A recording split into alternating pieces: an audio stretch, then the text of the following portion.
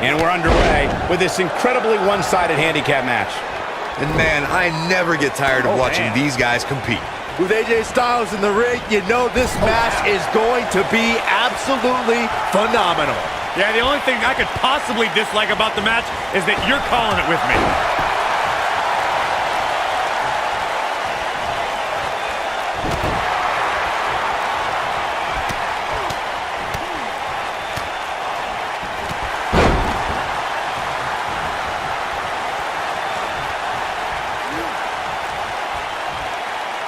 That's how you wear down your opponent.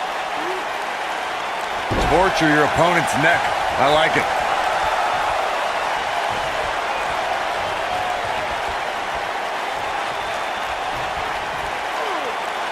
Now the old vicious head crank. Look at the torque. Oh my goodness, this hurts. Oh! Ooh, what impact.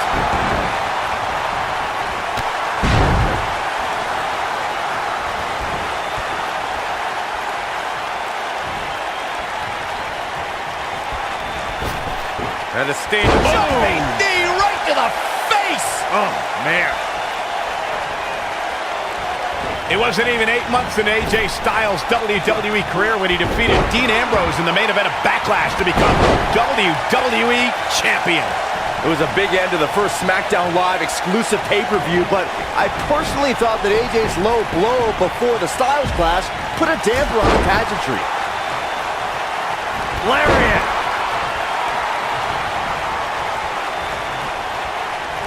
Saxton, you fool. The Backlash match was great. Are you telling me that the Lunatic Fringe would have done something even crazier had that match gone on another minute? Look, even if Styles did take a shortcut to win it, he definitely proved himself afterwards, with many great title defenses during his 140-day championship reign.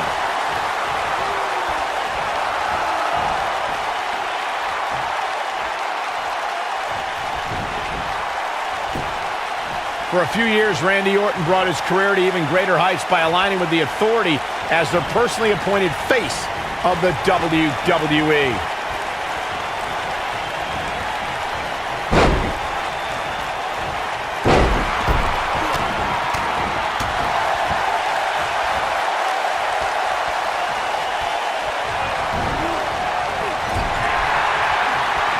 Michael mentioned Randy Orton as the face of the WWE, given his long history aligning with Triple H. It made perfect sense for the game to give the Viper preferential treatment, main events, and a lengthy world title reign.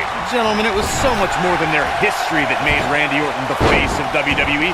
Randy Orton has the look, style, and the attitude of a champion, and that is why Triple H made him the centerpiece of the Authority for so long.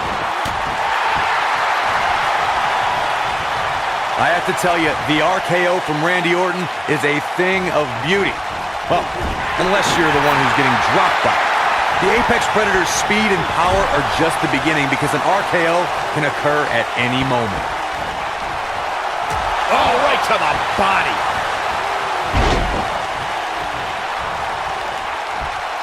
Hooked up. Oh, a shin breaker. Try walking after that one.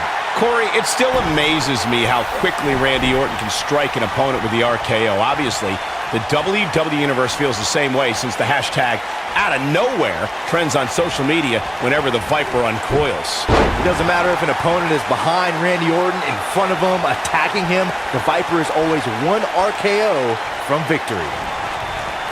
Beautiful technique. Arm drag. Very nice. The biggest thing an opponent has to be aware of when they lock up with Bo Dallas is falling under an immediate attack. The Bo-leave-in-Bo spirit has consumed Bo Dallas, and this man is more ferocious than ever.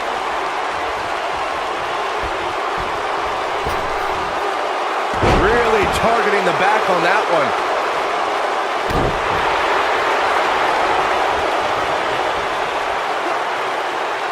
Now the old vicious head crank.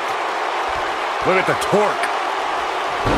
The Bo Dallas we see now is much different than the individual who debuted in WWE in 2014. For someone challenging Bo Dallas today, they need to be ready to square off against a vicious individual. What Bo Dallas has shown us is that he's willing to take out anyone at any time. An opponent must be ready for anything once they've been identified as Dallas's opponent. I mean, before they even get in the ring.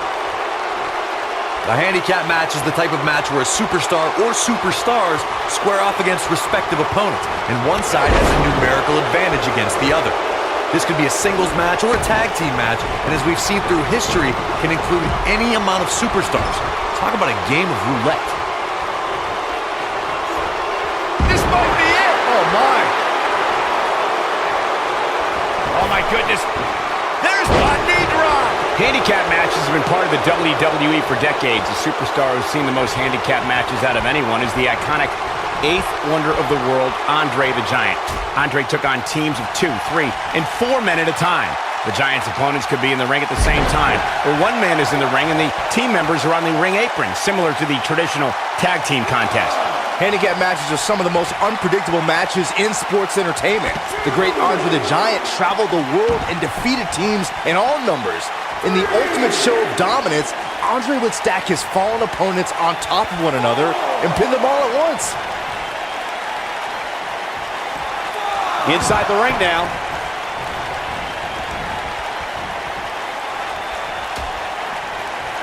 Dangerous position here, guys. Oh, no. In 2017, the WWE Universe saw the immeasurable power of Braun Strowman unleashed in handicap matches. The monster among men annihilated teams of 2, 3, and 4 men and made it look so easy it was almost difficult to comprehend. On the February 6th episode of Monday Night Raw, the Leviathan Braun Strowman absolutely destroyed 4 local competitors and made it look like child's play. Corey, I remember when we called the action that night on Raw and Braun Strowman was simply unstoppable. The easiest way to put it is that Braun Strowman doesn't care if he's in the ring against local competitors or WWE superstars because Braun Strowman just wants to tear people apart. There aren't many individuals who are just as dominant in handicap matches as they are in traditional singles matchups. What we saw in that match from Braun Strowman was almost like witnessing a massacre right in front of our eyes.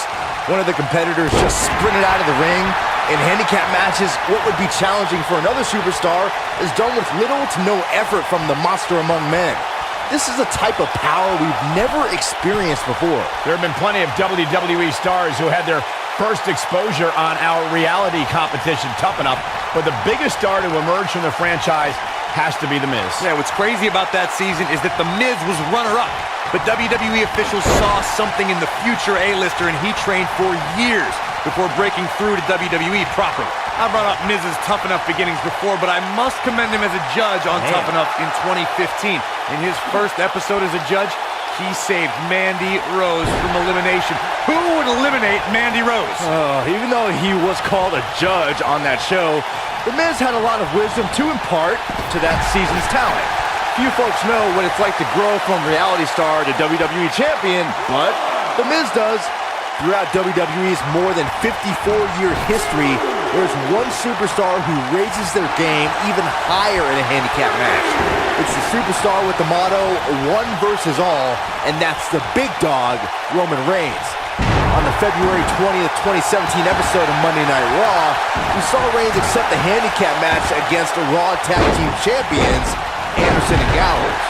That night on Raw, Roman Reigns was determined to take down Anderson and Gallows. What I found more impressive than taking Anderson and Gallows on was that Reigns did so right before he squared off against Braun Strowman at Fastlane. The big dog never rests. Roman Reigns is happy to take on anyone who thinks the WWE ring is their yard. Look, I'll never dismiss the power, determination, and ability of Roman Reigns. I've been in the ring with the man. The match ended. He's fighting back here. I expected nothing less, Cole. The biggest thing an opponent has to be aware of when they lock up with Bo Dallas is falling under an immediate attack. The Bo-leave-in-Bo spirit has consumed Bo Dallas, and this man is more ferocious than ever.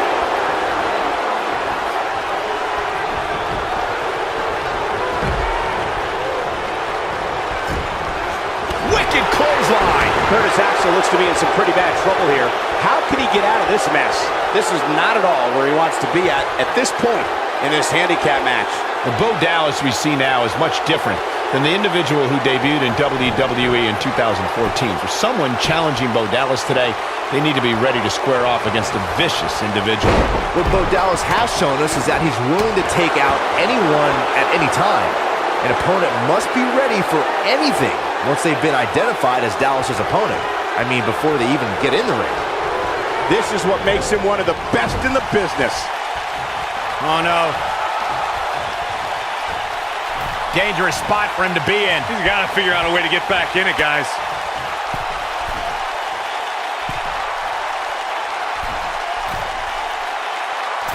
Superplex.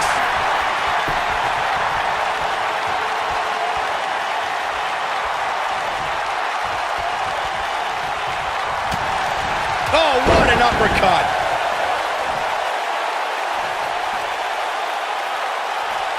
Boy, Randy Orton never stops.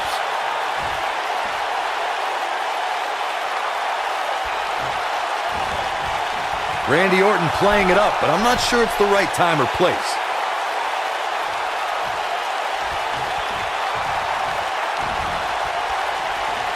Oh, nasty impact. When this guy's on, look out. For someone to survive a battle against... Snapmare. Oh, incredible. But he's got to capitalize now.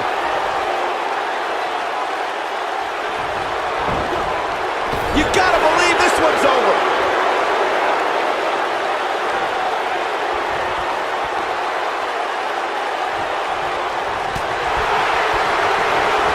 The Apex Predator is so dangerous in so many ways that what you said earlier, Corey, is more than accurate. Randy Orton can slither his way into an opponent's mind and then end it all with one RKO.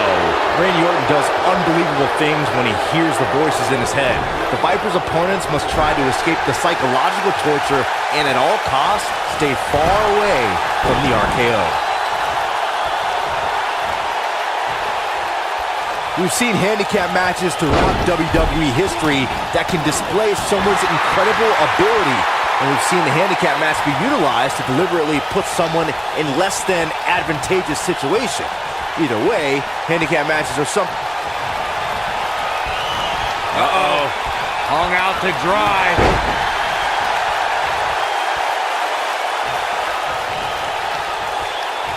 No matter what era of WWE history we look at, or if we're talking about present day, the handicap match can be dangerous for all competitors involved. And if you're a superstar who's outnumbered, you have to be extra careful about ending up on the losing end of things. A beating could stop and never end depending on how the odds shake out. That's very true, Michael. With that being said, though, just because a superstar is on the side that has the numbers advantage, history's also shown us that it's important to stay focused on the mission at hand and take care of business, rather than to get cocky because you have more people on your side of the ring. We've seen handicap matches throughout WWE history that can display someone's incredible ability. And we've seen the handicap match be utilized to deliberately put someone in less than advantageous situation. Either way, handicap matches are something that a superstar must be ready for no matter what side of the numbers game they're on. Oh, right to the back. No matter what era of WWE history we look at, or if we're talking about present day, the handicap match can be dangerous for all competitors involved. And if you're a superstar who's outnumbered, you have to be extra careful about ending up on the losing end of things. A beating could stop and never end depending on how the odds shake out. That's very true, Michael. With that being said, though, just because a superstar is on the side that has the numbers advantage, history's also shown us that it's important to stay focused on the mission at hand and take care of business, rather than to get cocky because you have more people on your side of the ring. You can't let someone as talented and versatile as Curtis Axel get on a roll. Axel will start knocking you silly with hard-hitting shots reminiscent of his grandfather, Larry the Axe Hennig. There he goes, crashing to the floor.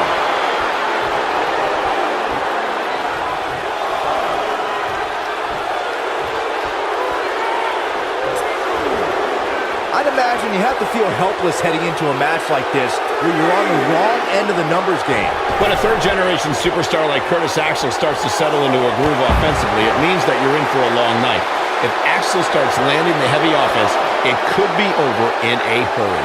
An opponent can't let Curtis Axel start rolling.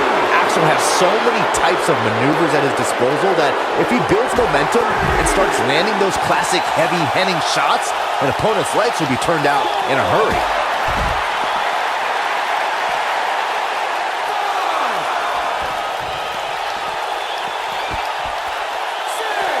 He doesn't want to do this outside the ring. He's got to hurry if he doesn't want to get counted out here. Time's certainly not on his side, Michael.